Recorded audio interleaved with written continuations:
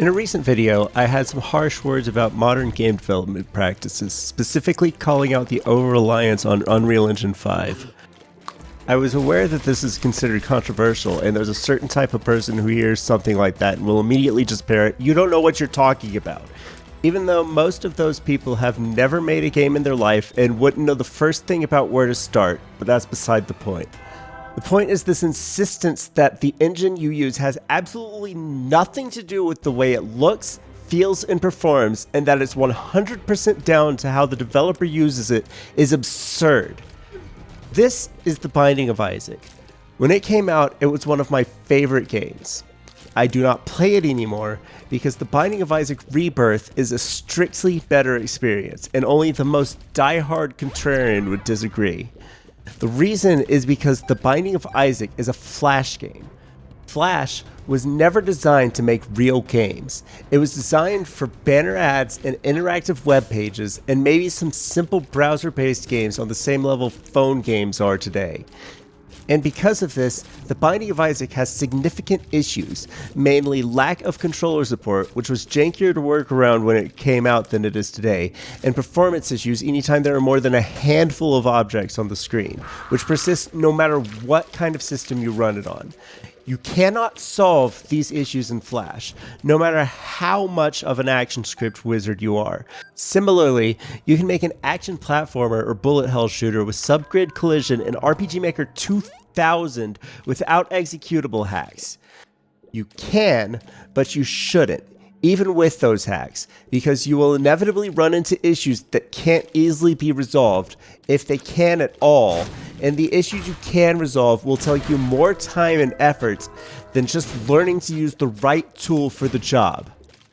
Now, Unreal Engine 5 is not Flash, and it's not RPG Maker, although I'll save the rant about visual scripting for another time, but it is a tool designed for specific jobs.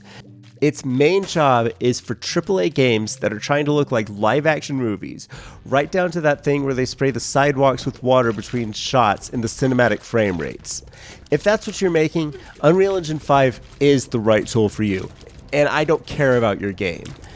Or, if you're a team of extremely talented developers with lots of experiences, likely working on a AA project for a studio that's going to get shut down by the publisher because Game Pass cannibalized all your sales,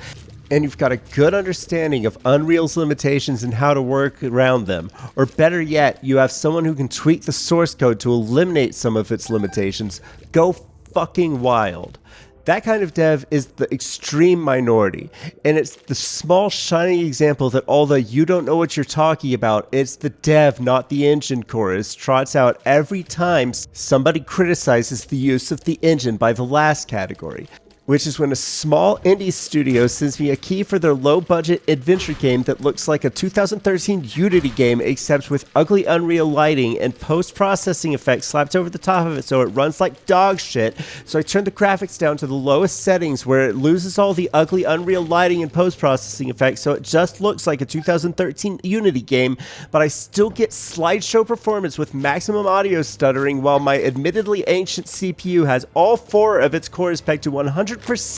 running one okay looking character model talking to a camera in a small office with no lighting effects because I turned them off. They didn't have any base lighting or anything else, even though the system requirements call for a 2-core i3 that's not much newer than my own i5. It's frustrating. This is exactly the kind of game I would cover, but I can't, and nothing about what I'm seeing in front of me justifies the bad performance, except for the fucking Unreal splash screen at the front.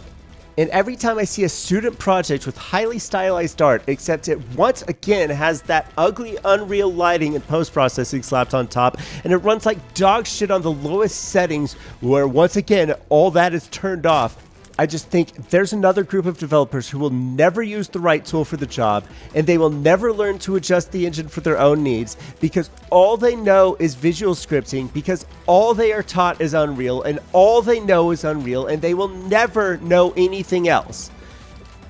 And that's the problem with discourse on game engines. It's mostly people who don't know what they're talking about, telling other people that don't know what they're talking about that they don't know what they're talking about, and then just parroting one of two extremes. Either that a good dev can make any game in any engine and it will be exactly the same, or that certain engines that have their own strengths shouldn't be used by anyone for any project because it has weaknesses in other projects. Now, the one thing that it comes down to the developers crowd gets right is it is ultimately the developer's responsibility, or at least whoever's calling the shots. But it starts with choosing the right tool for the job, and the next step is learning how to use that tool properly, and too many developers do neither.